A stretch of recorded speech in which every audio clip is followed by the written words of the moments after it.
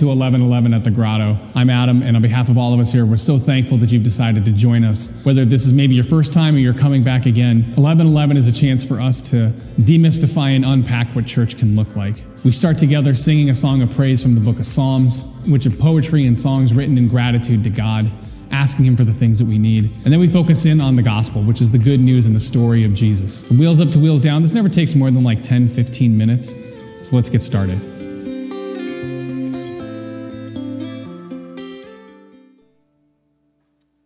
Blessed the people the Lord has chosen to be His own. Blessed the people the Lord has chosen to be His own.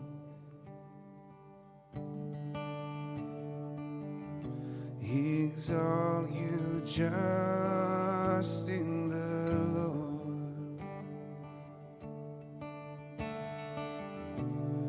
Praise from the upright is fitting.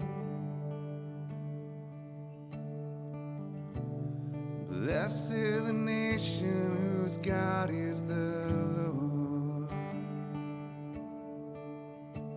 The people He has chosen for His own inheritance. Blessed the people the Lord has chosen to be His own. Blessed the people the Lord has chosen to be His own. See the eyes of the Lord are upon those who fear Him, upon those who hope for His kindness, to deliver them from death and preserve them in spite of famine. Oh, blessed the people, blessed the people the Lord has chosen to be His own. Blessed the people the Lord has chosen to be His own. Our soul waits for the Lord, who is our help and our shield. May your kindness, O Lord, be upon us, who have put our hope in You. Oh, blessed the people the Lord has chosen to be His own. Oh, blessed the people the Lord has chosen to be His own. We are blessed the people the Lord has chosen to be His own. Blessed the people the Lord has chosen to be His own. Let's sing that one more time. Blessed the people the Lord has chosen to be His own. Blessed the people the Lord has chosen to be His own. I don't often subscribe to the idea of failures, but I would say that maybe one of my big failures early on in life was I got kicked out of the Boy Scouts in 6th grade. I went all the way through Cub Scouts. I did all the activities and got all the badges and all that kind of stuff. And I joined the Boy Scouts in 6th grade. And I remember we went on a camping retreat expedition thing, and one of the adults asked me to help with building and starting a fire. And the fire that I started was wildly unsafe and started burning down surrounding trees to our campsite. And I remember the scout leader asking me, Adam, did you even do any of the reading or any of the work to be prepared to build this fire? And I asked, what are you talking about? And over time, I realized that scouting wasn't really for me. But I did realize that there's an important lesson in me almost burning down the forest on my one and only scouting expedition. There's an importance in being ready. There's an importance in being vigilant and being prepared. When we look at this week's gospel, it kind of seems very foreboding, like almost threatening, when Jesus talks about the need to be ready. And he says this. Jesus said to his disciples, "Gird your loins and light your lamps, and be like servants who await their master's return from a wedding, ready to open immediately when he comes and knocks. Blessed are those servants who the master finds vigilant on his arrival. Amen, I say to you, he will gird himself and have the servants recline at table and proceed to wait on them. And should he come in the second or third watch and find them prepared in this way, blessed are those servants. Be sure of this. If the master of the house had known the hour when the thief was coming, he would not have let his house be broken into. You also must be prepared, for at an hour you do not expect, the Son of Man will come." I think if any of us have any background or history in the church, we would hear these words from Jesus, and we automatically think back to the idea that we have to be ready because we never know when Jesus is coming back. And it's almost kind of like this fear tactic to get us to make sure that we're behaving right and doing the right things, because if you're being bad when Jesus comes back, he's going to be angry with you.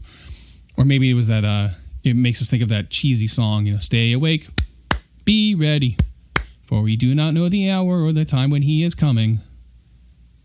Maybe that's just me. But I think that Jesus is trying to go to a little bit deeper and a little bit different place when he talks about being ready. When he says, gird your loins and light your lamps, and be like servants who await their master's return from a wedding.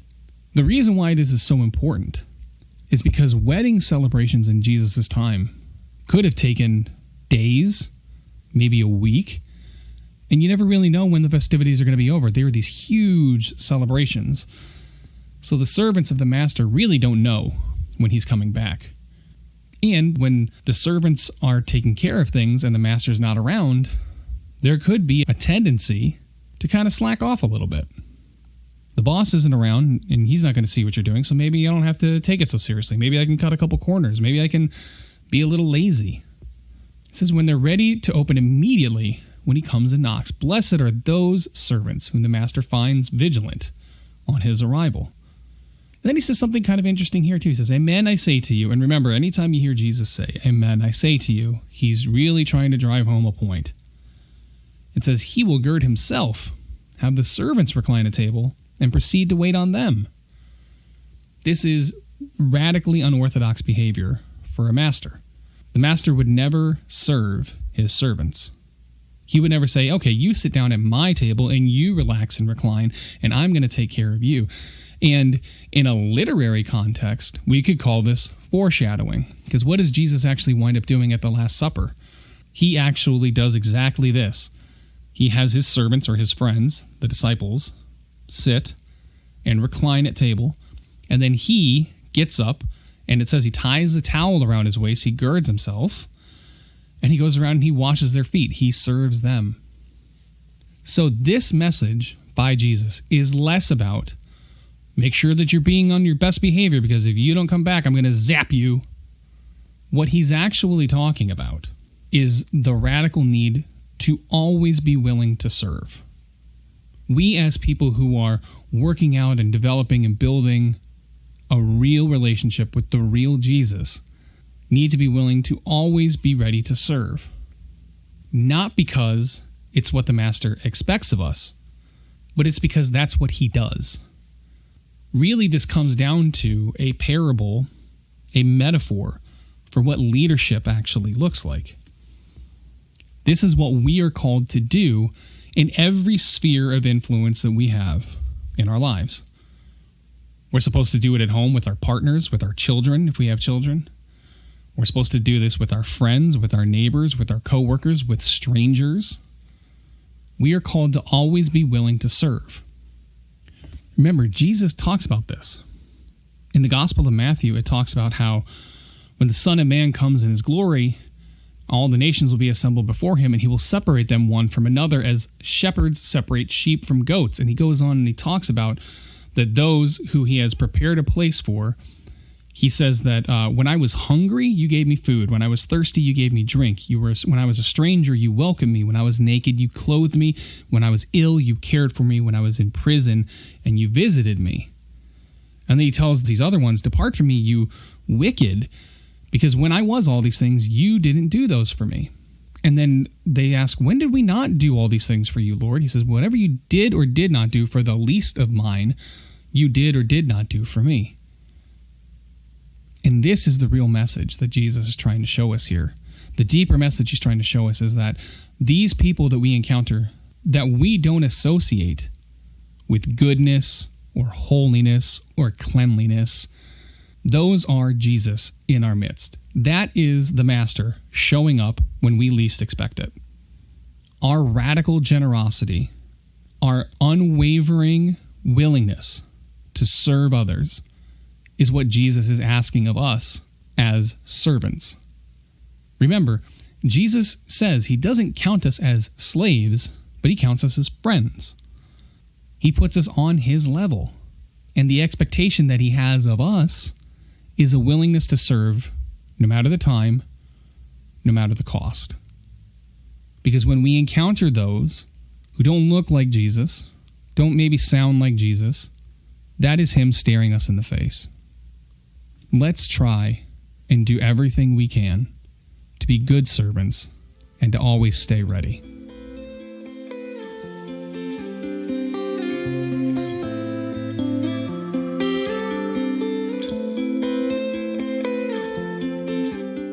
Hey, thanks again for joining us for 1111 at the Grotto. If you have any questions about the Grotto, 1111, or anything else, visit us online and connect with us at thegrotto.community.